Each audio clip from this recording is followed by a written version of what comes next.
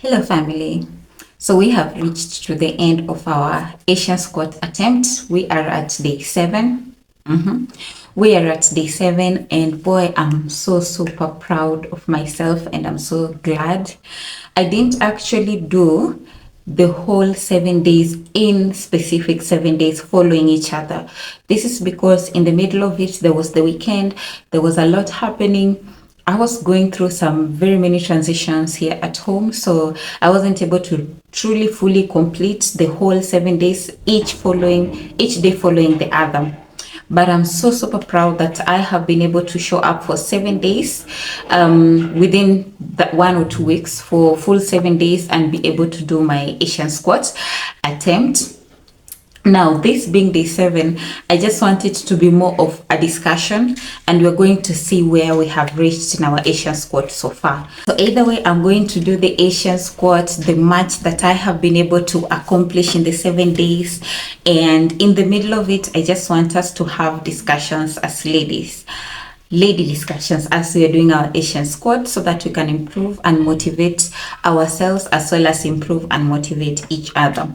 So not to take much of your time, so let's get down to our Asian squat. Yeah, and see where we are at day 7. I'm just so happy. So here I am with my Asian squat, shoulder width apart, and let's get to it and see where we are.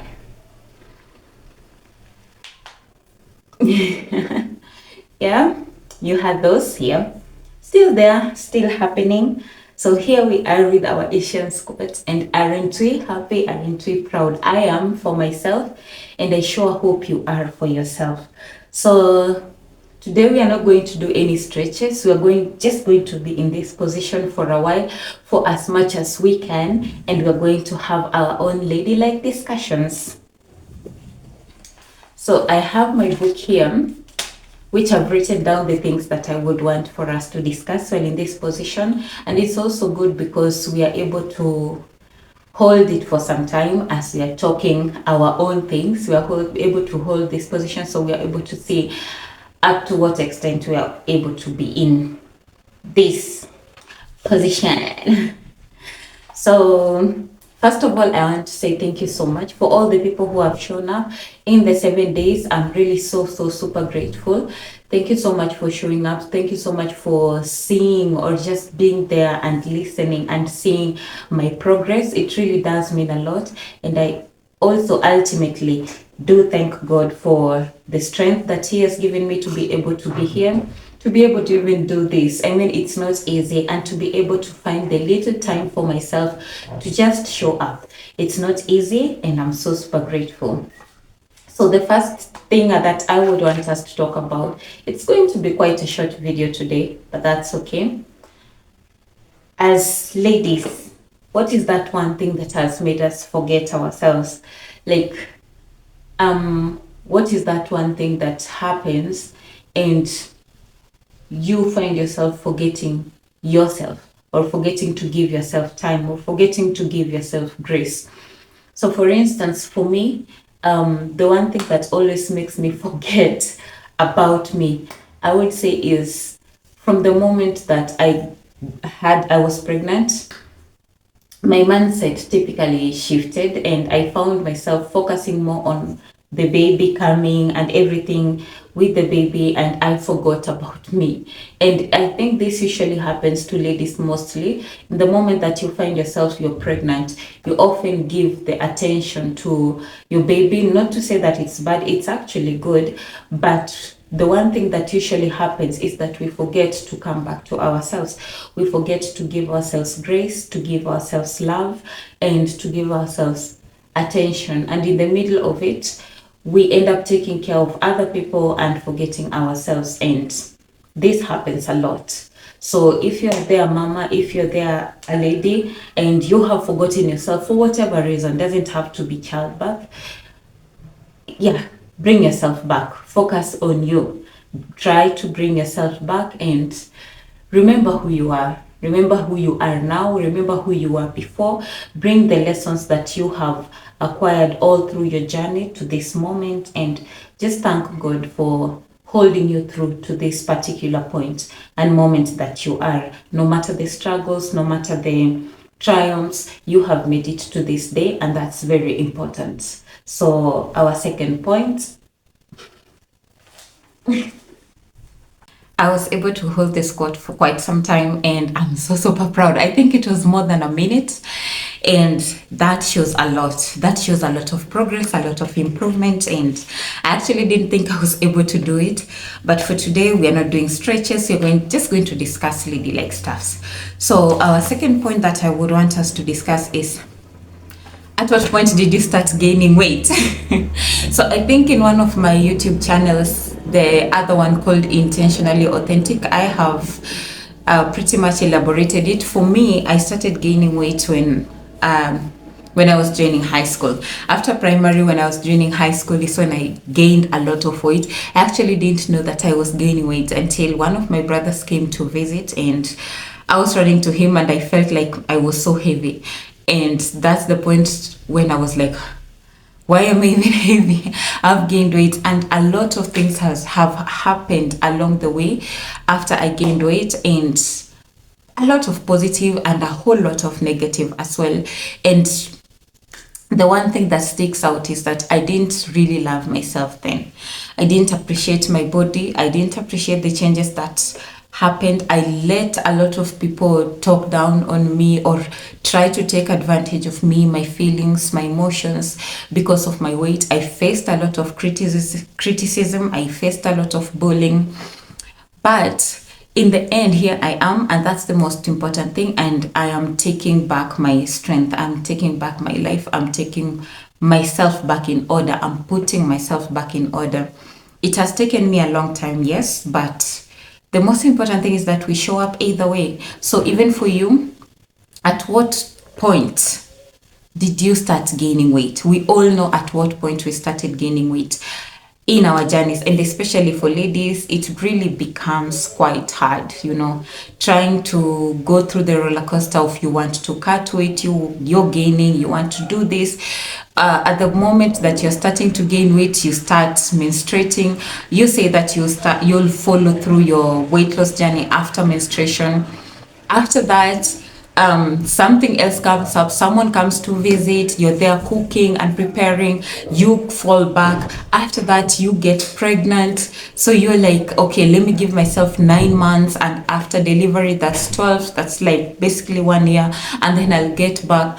And after that, something always keeps showing up. So in the end, you end up with this period of prolonged time that you have not really gotten yourself back, because something is always showing up and something kind of is taking you back to where you don't want to be and where you actually want to run away from.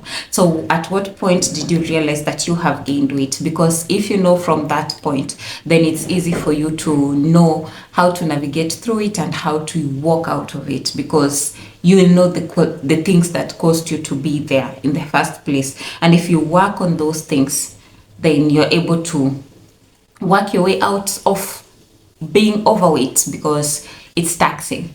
It's taxing in a lot of areas and in a lot of ways. So lastly, in my third point is stress. I would want to touch a bit on stress. So stress, we as ladies, we are often in the space of stress. Like, there's a lot of things we do in a single day, and especially as moms, there's a lot of things you face and there's a lot of things you have to deal with, including your baby, trying to organize the house, trying to arrange it, trying to cook for everyone, trying to be present both physically and mentally and spiritually for your family members and even for yourself. So in the end of it, and even for work purposes, in the end of it, you find that sometimes you are stressed. Oftentimes you're stressed. Sometimes you don't even know you're stressed. And what I came to realize in the long run is that stress really affects your weight loss progress. If you have realized, for the times that you have been telling yourself that I want to cut weight, and you find that you're stressed, you really don't cut that weight. This is because your body is in the stress mode, so it's kind of holding the food because it feels like it needs to hold that food to safeguard you and to protect you. However, if you try and work on your stress factors or your stress causes, then it's easy for your body to release and to feel that there's no more tension and there's no more need for holding the food. So the number one thing, or one of the main things that you need to work on when you're in the period of cutting your weight or bringing your health back, is stress. Because if you're trying to cut down weight, the mere fact that you're in the stress zone or environment will make it so hard and way longer for you to cut the weight. I know that it's not that easy to let go of all the stress that you have, or maybe you don't have. It's not that easy to just say let go of stress and it happens, but we can work our way. Just try and work your way. Try daily to avoid the stress triggers. We have stress triggers. So if you know what they are, it can be food, it can be your family, it can be your friends, it can be your work. Try and work on those triggers, whatever it is that is causing you. And most especially food, the foods that we eat add on to our stress. If you're eating a lot of junk, then you will feel more stressed and more tensed. But if you're eating a whole lot of whole foods or nutritious foods, then it kind of helps to clear your mind. So reduces the stress levels. So just work on that slowly by slowly. And with that, I have completed my 7 days of Asian squats. I'm so proud. I don't know if I've managed to do it 100%, but so far the one that I have managed to do, I'm so super proud of it. Because when I started in day one, I wasn't able to reach to that point, and I feel how my body has changed in those 7 days, and I'm so glad. And thank you so much for being there with me, sticking with me, walking with me through. And as of tomorrow, what next challenge do I do? In my mind, I have a couple of them, or a few, but the one that I have always wanted to do is burpees. So burpees, I always run away from burpees, and I think most people or ladies run away from burpees because it's the whole body. So how about to try and do burpees? And yes, just like that, our next challenge is burpees, and we are going to practice on it and see where we reach after some time. So thank you so much for sticking, and I love you all, and have a very beautiful day.